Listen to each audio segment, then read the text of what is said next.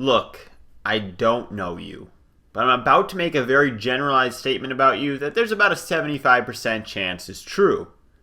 You owned a PlayStation 2.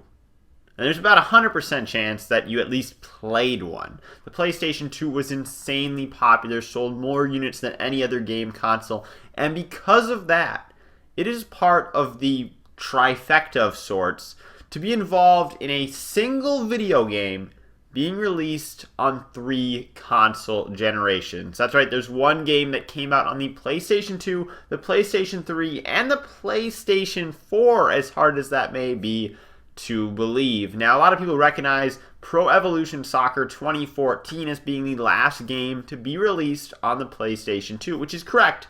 But Pro Evolution Soccer 2014 was only a last-gen game, which means while it came out on the PlayStation 2, it also came out on the PlayStation 3, but not the PlayStation 4, which had launched around the same time. Now, one of the launch titles for the PlayStation 4 was FIFA 14, which was also released on the PlayStation 3 and the PlayStation 2. When I found this out, I was absolutely mesmerized that the PlayStation 2 had received FIFA games from 2001 to 2014. Absolutely insane. It was also the last FIFA game released for the PlayStation Portable, as EA kind of sunsetted both of those consoles.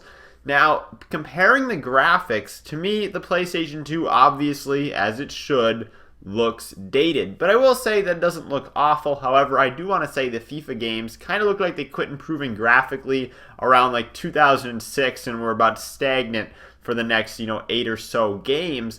But I believe EA more or less just roster updated these older sports titles. They did the same thing with the Madden series on the Xbox 360. I think around Madden 15, they basically just quit updating it altogether. If anything, they were actually stripping out features.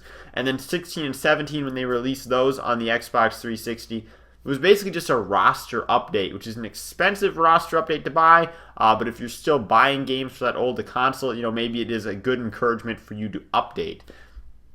Now, the PlayStation 3 and the PlayStation 4 comparison of this game blows my mind in the fact that obviously the PlayStation 4 is a substantially more powerful console, yet the PlayStation 3 and 4 graphics are relatively similar. I would in some cases almost give the edge to the PlayStation 3, and it just really goes to show that at the beginning of a console generation, in this case the PlayStation 4's, the full power of the console is nowhere near actually capitalized on yet. And we saw this back at the beginning of the PlayStation 3, where the graphics were lackluster. They were at times even worse than the Xbox 360, though the PlayStation 3 was perceived to be more powerful. So you see this comparison and this contrast, and it's something that you want to look at when we're going to head into an era where the PlayStation 5 might be announced within the next year, maybe released in the next 2, that ultimately when the console comes out and it's the most expensive, it's not the best experience. You're not getting the most bang for your buck because the developers have not fully harnessed